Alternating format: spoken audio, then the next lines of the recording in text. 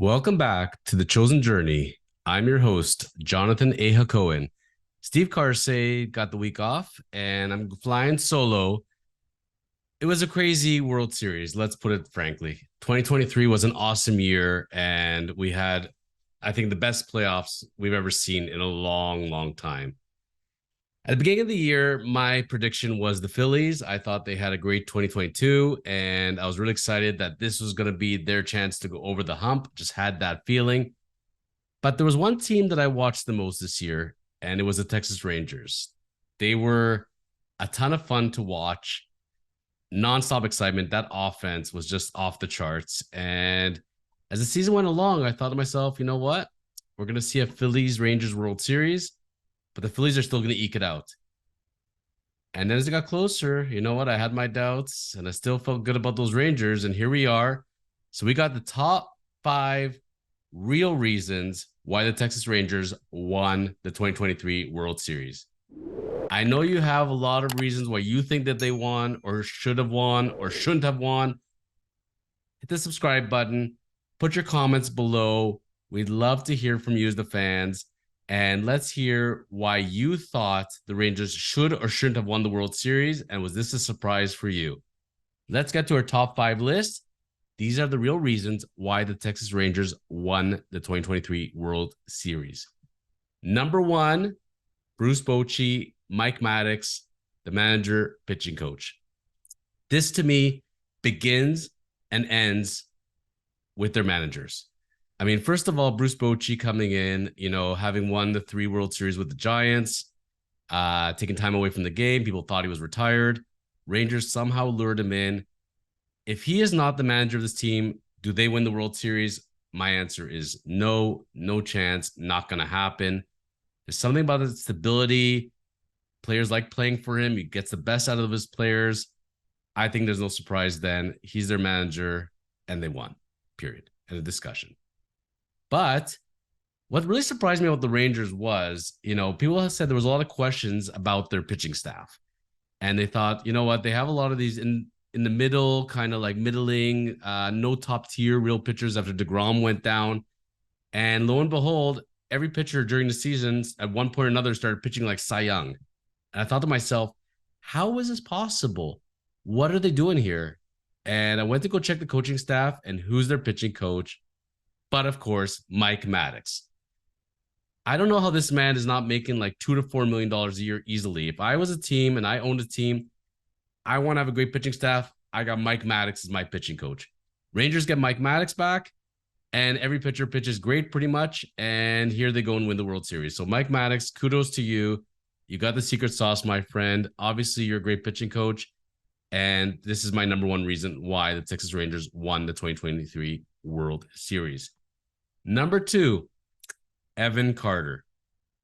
Now, he's not a member of the Backstreet Boys or NSYNC. This is actually a baseball player and highly touted prospect. The man comes in September, and when the Rangers there were kind of faltering. They had such a hot start to the season. They were so good all year.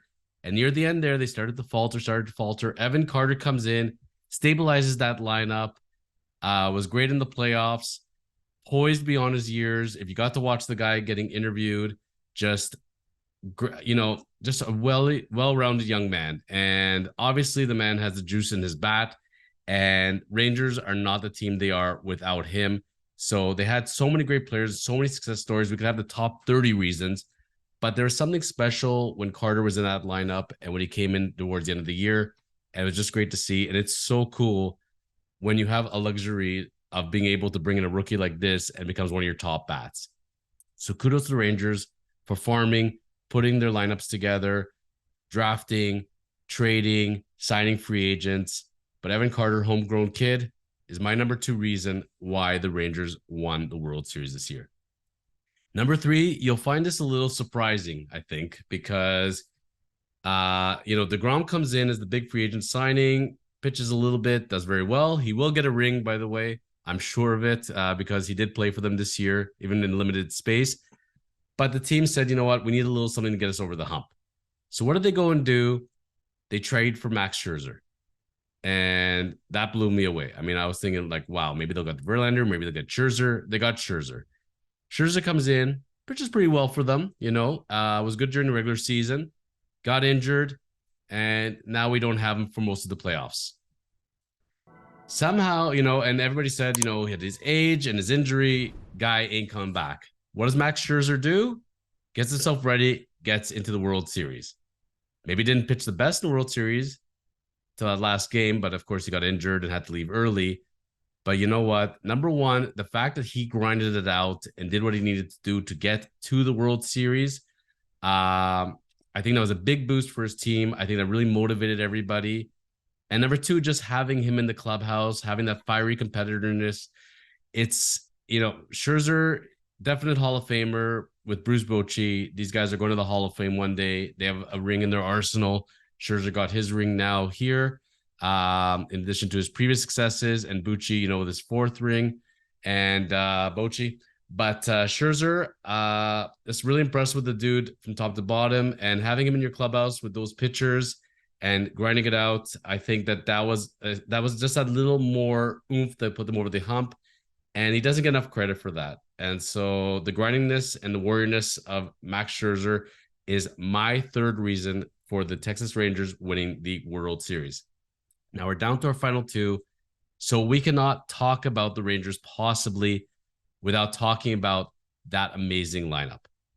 The two cogs in the middle, okay, Marcus Semien and Corey Seager at second and short, respectively.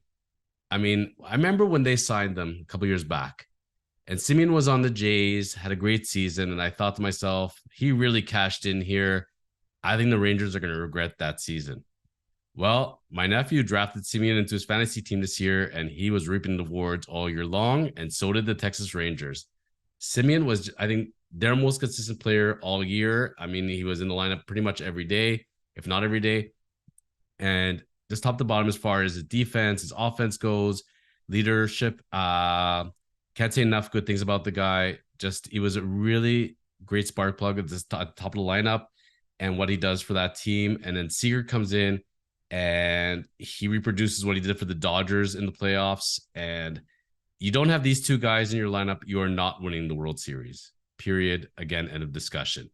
Embarrassment of riches. It's the one of the few cases I can recall where you signed a big major free agent deal and it actually worked out for once. And great for the Rangers to surround them with so many great players in their lineup. But man, I got a lot of respect for Seager and for Semien. And so they're my number 4 reason of why the Rangers won the World Series. Last but not least, that offense overall.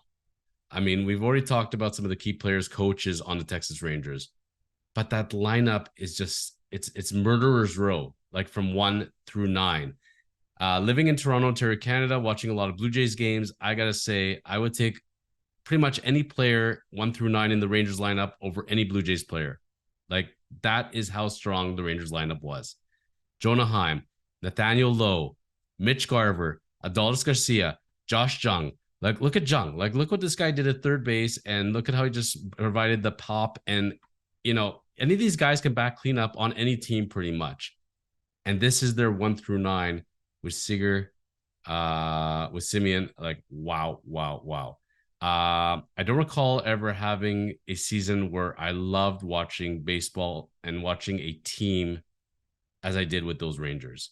I mean, look, their bullpen was pretty steady until that late season swine dive there, and it was a little sad to watch. I mean, Chapman was very solid when he first came in, and then that bullpen just kept faltering. And look, they had to win every game 11-5, and they seemingly did.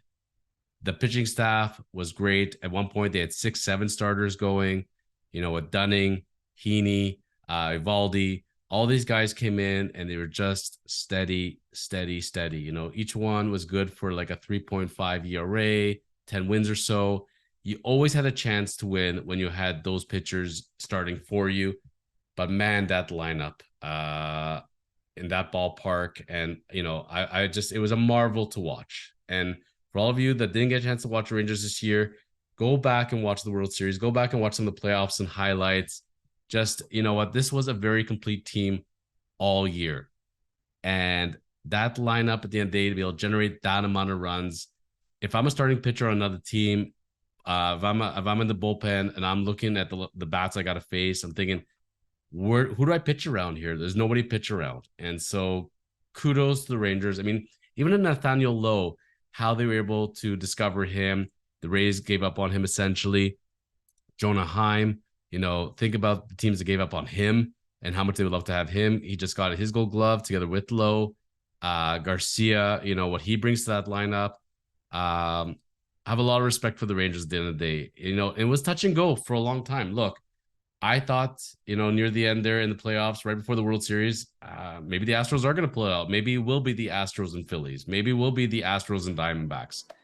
And those teams didn't make it at the end of the day to the top. I mean, kudos to the Diamondbacks for being able to do what they did, grind it out. I mean, again, in a short playoff series, it's anybody's game at this point.